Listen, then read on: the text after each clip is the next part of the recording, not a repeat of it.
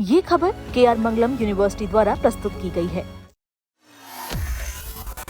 क्या देश की सबसे बड़ी परीक्षा यूपीएससी का क्रेज अब खत्म हो रहा है? क्या देश के युवाओं ने अब आईएएस आईपीएस बनने का सपना देखना छोड़ दिया है? सुनने में यह बात अजीब लग सकती है, लेकिन देश की सबसे बड़ी और पावरफुल संस्था यूपीएससी की लेटेस्ट एनुअल रिपोर्ट के आंकड़े कुछ ऐसा ही इशारा कर रहे हैं। जी हाँ, पिछले साल के मुकाबले इस बार 1,25,000 से ज्यादा छात्रों ने यूपीएससी प्रीलिम्स का एग्जाम छोड़ दिया है। दिल्ली के मुखर्जी नगर से लेकर ओल्ड राजेंद्र नगर के कोचिंग गलियारों में ये खबर एक बहुत बड़ा शॉक वेव लेकर आई है। आखिर लाखों बच्चों की आंखों में तैरने वाला वो यूपीएससी ड्रीम अचानक यूपीएससी फियर में कैसे बदल गया? क्या देश के होनहार एस्पिरेंट्स अब यूपीएससी को छोड़ राज्यों के पीसीएस एग्जाम्स यानी बीपीएससी, यूपीपीएससी और एमपीपीएससी की तरफ भाग रहे हैं? आज हम इस कड़वे सच से पर्दा उठाएंगे और आपको बताएंगे कि इस गेम के पीछे का असली मास्टर प्लान क्या है। तो बने रहिए हमारे साथ। चलिए सबसे पहले बात करते हैं आंकड़ों की। यूपीएससी की रिपोर्ट के अनुसार 2023-24 के साइकिल में यूपीएससी प्रीलिम्स, जिसमें इंडियन फॉरेस्ट सर्विस भी शामिल है, देने वाले कैंडिडेट्स की संख्या घटकर 10,27,514 रह गई है, जबकि इससे पिछले साल 2022-23 में यह संख्या 11.5 लाख से ज्यादा थी और 2021-22 में 11.1 लाख के ऊपर थी। इसका मतलब यह है कि इस बार 1.25 लाख से ज्यादा कैंडिडेट्स ने प्रीलिम्स एग्जाम छोड़ दिया या फॉर्म ही नहीं भरा। लेकिन यहाँ एक बहुत बड़ी दिलचस्प विरोधाभास यानी कॉन्ट्रडिक्शन देखने को भी मिला है। जहां एक तरफ प्रीलिम्स देने वाले बच्चों की संख्या घटी है, वहीं दूसरी तरफ मेंस एग्जाम में बैठने वाले छात्रों का नंबर लगातार बढ़ा है। साल 2021-22 में जहां सिर्फ 9,156 छात्र मेंस में बैठे थे, वही 23-24 में यह संख्या 14,000 तक पहुंच गई थी। एक्सपर्ट्स का कहना है कि अब छात्र बिना तैयारी के सिर्फ अटेम्प्ट वेस्ट करने के लिए एग्जाम नहीं दे रहे हैं, बल्कि वो सोच समझकर और पूरी तैयारी के साथ प्रीलिम्स के पेपर में बैठ रहे हैं।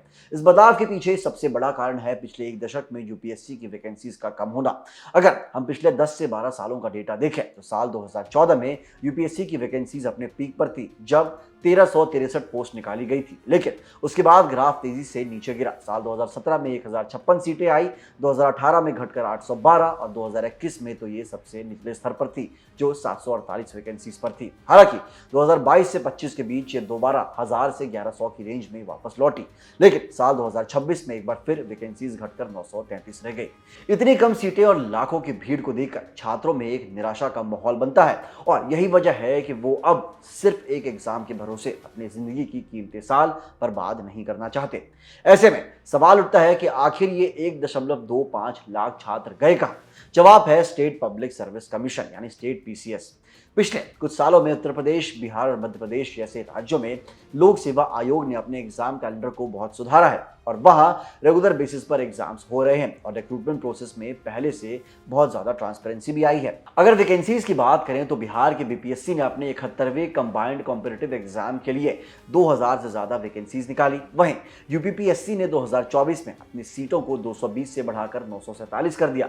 साल 2025 में भी यूपी में 930 और बिहार में 1298 सीटें थी, जब राज्यों में यूपीएससी के बराबर या उससे ज्यादा सीटें आ रही हैं और एग्जाम का पैटर्न भी बिल्कुल सेम है, तो छात्रों के लिए स्टेट पीसीएस एक बहुत ही मजबूत और भरोसेमंद पैरेलल ट्रैक बन गया है। हालांकि यूपीएससी और स्टेट एग्जाम्स की तैयारी में कुछ बड़े अंतर भी हैं, जिन्हें समझना बहुत जरूरी है। एस्पिरेंट्स के मुताबिक मध्य प्रदेश यानी एमपीपीएससी जैसे एग्जाम्स में आज भी फैक्चुअल नॉलेज यानी डेटा और रटने वाली चीजों पर ज्यादा जोर दिया जाता है, जबकि यूपीएससी पूरी तरीके से एनालिटिकल एबिलिटी और कॉन्सेप्चुअल क्लैरिटी पर फोकस करता है। एक और बड़ा अंतर मीडियम का। एस्पिरेंट्स का मानना है कि यूपीएससी में आज भी इंग्लिश मीडियम के छात्रों को थोड़ा एडवांटेज मिलता है, जबकि स्टेट पीसीएस एग्जाम्स में हिंदी मीडियम के छात्रों का पलड़ा भारी रहता है। हालांकि एमपीपीएससी जैसे जगहों पर अभी भी टाइमिंग की समस्या है, जैसे वहां पिछले साल और इस साल के मेंस एग्जाम 2026 में सिर्फ 1 महीने का गैप पर शेड्यूल किया गया, जो छात्रों के लिए काफी मुश्किल पैदा करता है।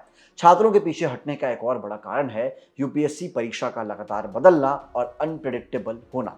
हाल के सालों में यूपीएससी ने डायरेक्ट और फैक्ट बेस्ड सवालों से पूरी तरह दूरी बना ली है। अब सवाल ऐसे पूछे जाते हैं जो आपकी सोचने की क्षमता यानी हाउ यू थिंक को टेस्ट करते हैं, ना कि इस बात की कि व्हाट यू नो।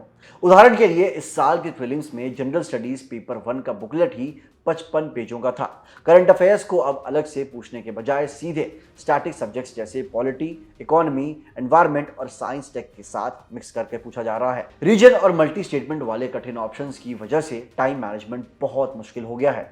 इसी अनप्रेडिक्टेबिलिटी का नतीजा है कि साल 2016 में जहां प्रीलिम्स का कट ऑफ 116 मार्क्स था, वहीं 2023 में गिरकर 75.41 पर आ गया है। लेकिन ऐसा नहीं है कि जो छात्र सिविल सर्विसेज में नहीं जा पा रहे हैं उनका करियर खत्म हो जाता है। दिल्ली में तैयारी कर रहे छात्रों का कहना है कि यूपीएससी की तैयारी आपको गवर्नेंस, सोसाइटी और पब्लिक पॉलिसी की एक बहुत गहरी समझ देती है। अगर सिविल सर्विसेज में सिलेक्शन नहीं भी होता है तो छात्र अब public policy, think tank, research institutes और गवर्नमेंट एडवाइजरी रोल्स में बेहतरीन करियर बना रहे हैं। इसके अलावा जो छात्र टेक्निकल या मेडिकल बैकग्राउंड से हैं वो कंबाइंड मेडिकल सर्विसेज यानी सीएमएस, इंजीनियरिंग सर्विसेज यानी ईएसई, जियो साइंटिस्ट या फिर डिफेंस के सीएपीएफ जैसे एग्जाम्स की तरफ रुख कर रहे हैं। वहीं ह्यूमैनिटीज के स्टूडेंट्स यूजीसी एनईटी क्रैक करके प्रोफेसर बनने या फिर सेबी या नाबार्ड जैसी संस्थाओं में ग्रेड ए ऑफिसर बनकर एक बेहतरीन करियर एंजॉय कर रहे हैं। तो फिर कुल मिलाकर कहानी यह है कि देश का युवा अब समझदार और प्रैक्टिकल हो गया है। वो सिर्फ एक टैग के पीछे भागने के बजाय अपने करियर की सिक्योरिटी को ज्यादा अहमियत दे रहा है। यूपीएससी की गिरती वैकेंसीज और बढ़ते कठिन स्तर ने छात्रों को मजबूर किया है कि वे अपने ऑप्शंस को डाइवर्सिफाई करें, चाहे वो स्टेट पीसीएस हो, बैंक रेगुलेटरी बॉडीज हो या फिर पब्लिक पॉलिसी का क्षेत्र। टैलेंटेड युवाओं के लिए आज अवसरों की कोई भी कमी नहीं है। आपका इस मुद्दे पर क्या सोचना है? क्या आपने भी अपना फोकस यूपीएससी से हटाकर किसी दूसरे एग्जाम पर शिफ्ट किया है? हमें कमेंट सेक्शन में जरूर बताइएगा। देश, दुनिया और एजुकेशन की तमाम बड़ी खबरों के लिए जुड़े रहिए हमारे चैनल जागरण जोश के साथ। मिलते हैं अगली वीडियो में। जय हिंद।